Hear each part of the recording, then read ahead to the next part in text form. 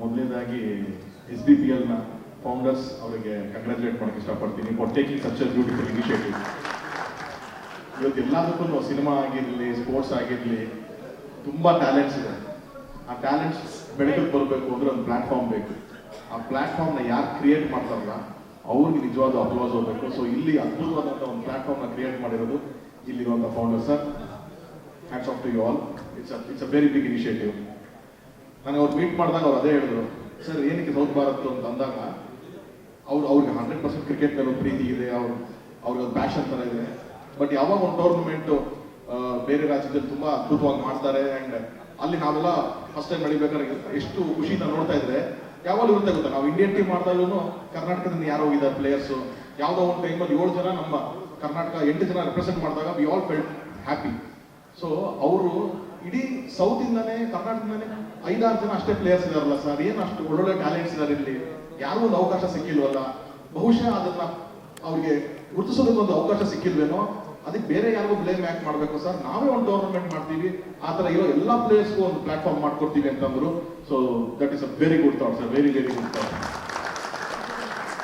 And ಹೆಂಗೆ ರಾಜು ಅವೆಲ್ಲ ಹೇಳಿದ್ರು, ಲೆದರ್ ಬಾಲ್ ಕ್ರಿಕೆಟ್ ಅನ್ನ ಫಸ್ಟ್ ಒಂಥರ ಬೇರೆ ಥರ ನೋಡ್ತಾ ಇದ್ರು, ಆಮೇಲೆ ಟೆನ್ನಿಸ್ ಬಾಲ್ ಅಂದ್ರೆ ಸ್ವಲ್ಪ ಓಕೆ ಥರ ನೋಡ್ತಾ ಇದ್ರು. ಬಟ್ ನನಗೆ ಗೊತ್ತಿರೋ ಥರ ಇಂಡಿಯಾದಲ್ಲಿ ಟೆನ್ನಿಸ್ ಬಾಲಲ್ಲಿ ಟೆನ್ನಿಸ್ ಎಷ್ಟು ಆಡ್ತಾರೋ ಗೊತ್ತಿಲ್ಲ, ಟೆನ್ನಿಸ್ ಬಾಲಲ್ಲಿ ಕ್ರಿಕೆಟ್ ಆಡೋದೇನೆ ಜಾಸ್ತಿ ಎಲ್ಲರೂ.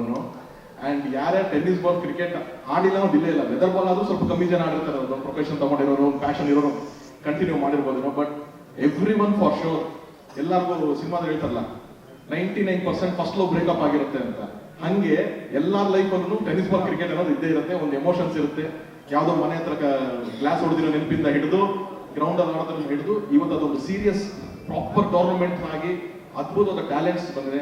ಸೊ ಇವತ್ತು ಲೆದರ್ ಬಾಲ್ ಎಷ್ಟು ಒಂದು ರೆಸ್ಪೆಕ್ಟ್ ಇದೆಯೋ, same with tennis ball tournaments. Because I been following, ನಾನು ಒಂದಷ್ಟು ಅದ್ಭುತವಾದಂಥ ಟೂರ್ನಮೆಂಟ್ಸ್ಗಳನ್ನ ನೋಡ್ತೀನಿ ನಾನು.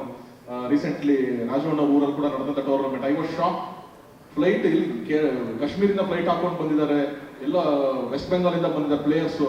ಒಂದು ಕರ್ನಾಟಕದಲ್ಲಿ ನಡೆಯೋ ಒಂದು ಟೂರ್ನಮೆಂಟ್, ಟೆನ್ನಿಸ್ ಬಾಲ್ ಟೂರ್ನಮೆಂಟ್ಗೆ ಅಷ್ಟು ಇಂಪಾರ್ಟೆನ್ಸ್ ಕೊಟ್ಟು ಪ್ಲೇಯರ್ಸ್ ಬಂದಿದ್ದಾರೆ ಅಂತಂದಾಗ ನನಗೆ ಗೊತ್ತಾಯ್ತು ಹೌ ಬಿಗ್ ಇಟ್ ಈಸ್ ಅಂತ ಅಂದ್ಬಿಟ್ಟು.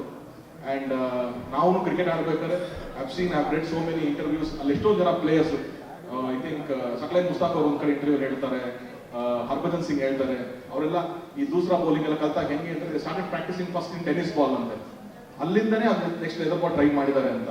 ಸೊ ಅಷ್ಟು ಪ್ರಾಮುಖ್ಯತೆ ಇರುವಂಥ ಒಂದು ಟೂರ್ನಮೆಂಟ್ನ ನಮ್ಮ ಸೌತ್ ಇಂಡಿಯಾದಲ್ಲಿ ಅದನ್ನು ಸ್ಟಾರ್ಟ್ ಮಾಡ್ತಿದ್ದಾರೆ.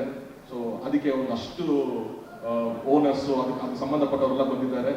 Players make this best opportunity ಅಂತ ಹೇಳ್ತೀನಿ. ಈ ಆಪರ್ಚುನಿಟಿನ ಬೆಸ್ಟ್ ಮಾಡ್ಕೊಳ್ಳಿ, ರಿಜಿಸ್ಟರ್ ಮಾಡ್ಕೊಂಡಿರೋದ್ರಲ್ಲಿ ಏನಿದೆ, make sure your talent is C. ಈ ಥರದ ಅವಕಾಶಗಳು ಮತ್ತೆ ಸಿಗಲ್ಲ. ಸೊ ಒನ್ಸ್ ಅಗೇನ್ ನಾನು ಇಡೀ SBPLಗೆ ನನ್ನ ಕಡೆಯಿಂದ all the best and good luck ಹೇಳ್ತೀನಿ ಸರ್. Good luck.